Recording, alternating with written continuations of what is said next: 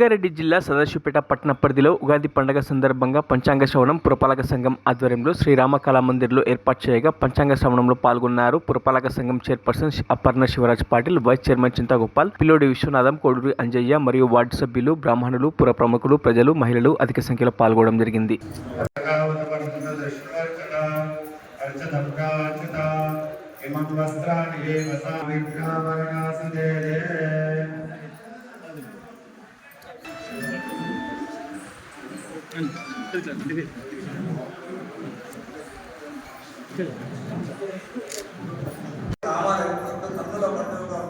నాకు అలాంటి రామదాసు యొక్క సంవత్సర ఉగాది శుభాకాంక్షలు అందరికీ.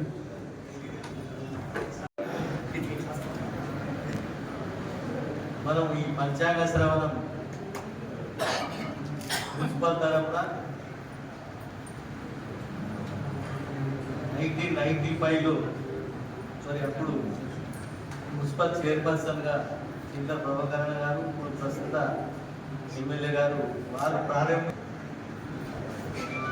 మరి ఈ పంచాంగ శ్రవణం మరి పురోహితులకు అందరికీ కూడా ఈ సన్మాన కార్యక్రమం చేస్తే బాగుంటుందని మరి కౌన్సిల్లో తీర్మానం చేయడం జరిగింది. మరి ప్రతి సంవత్సరం కూడా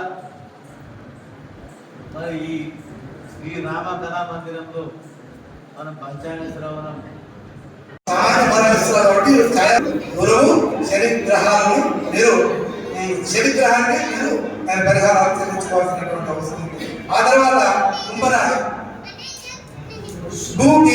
గో సా సి సు సే సో దా అనే అక్షరాలు పొందగల వారు కుంభరాశి.